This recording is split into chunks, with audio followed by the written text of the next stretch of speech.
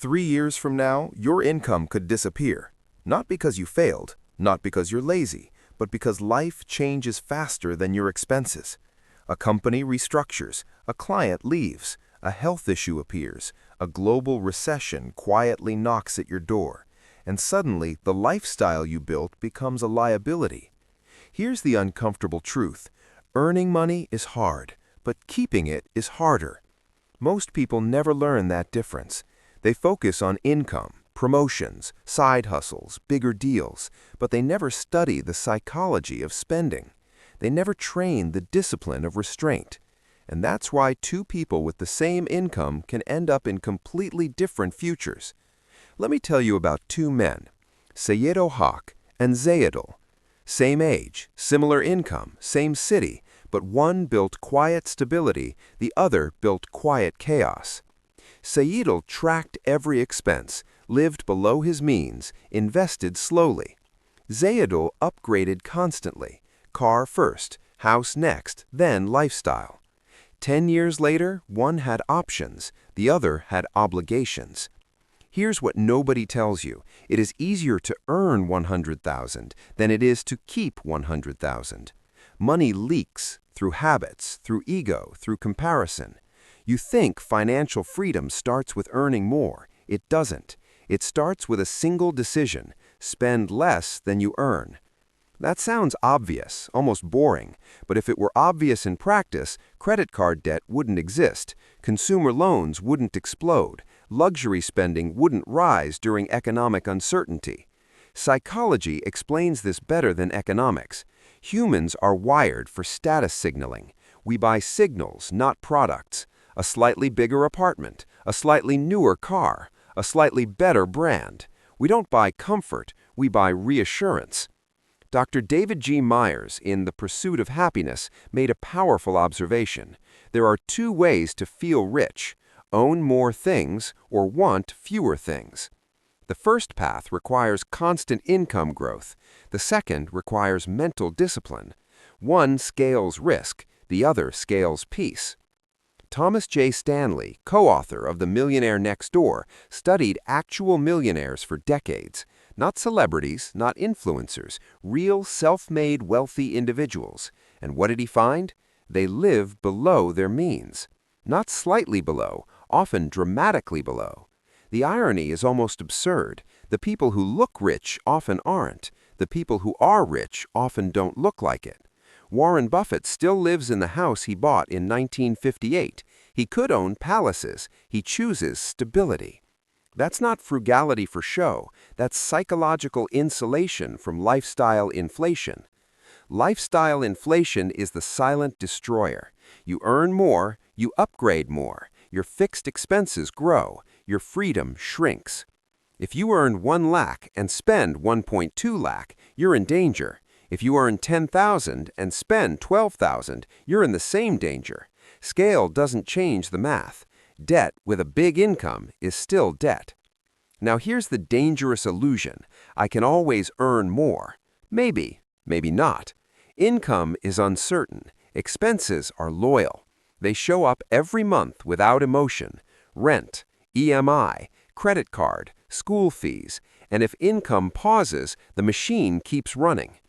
That's why living within your means isn't a moral lecture. It's structural engineering for your life.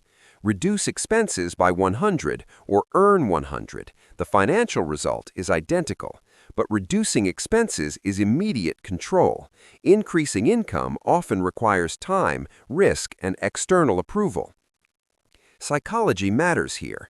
When we were younger, many of us imitated others, their clothes, their style, their brands, because identity feels easier to buy than build. But identity built through spending is fragile. I learned that the hard way. The moment I stopped copying appearances and started copying habits, everything changed. Warren Buffett doesn't chase fashion, he chases value.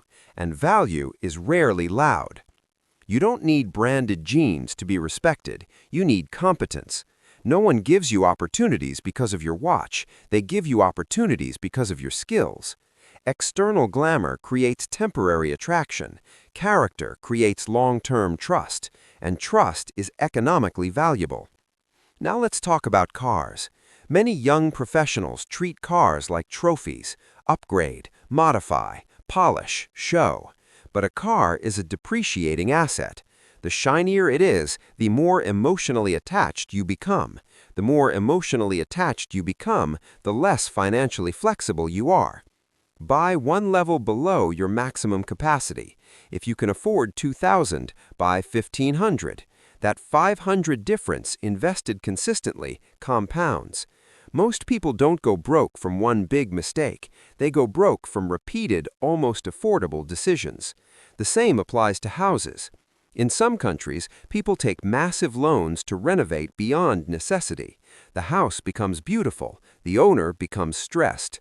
High EMI, reduced mobility, zero liquidity. The home becomes a prison. It looks impressive from outside. Inside, anxiety grows. Credit cards amplify this behavior.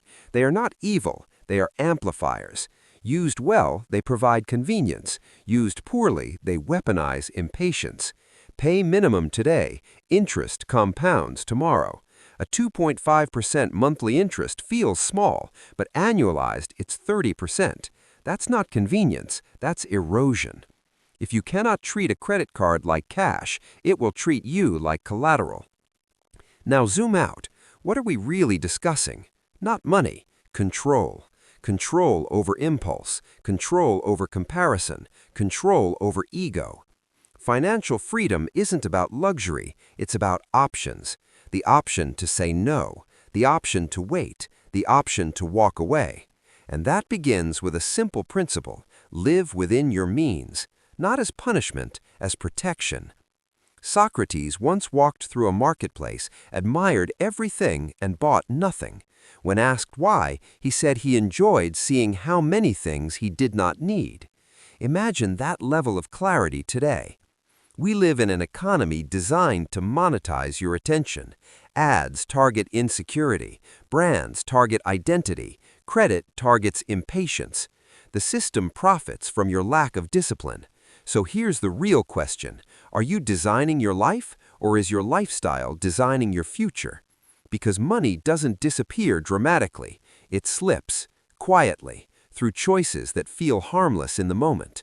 And one day you look back and realize you were earning enough all along. You just never learned how to keep it.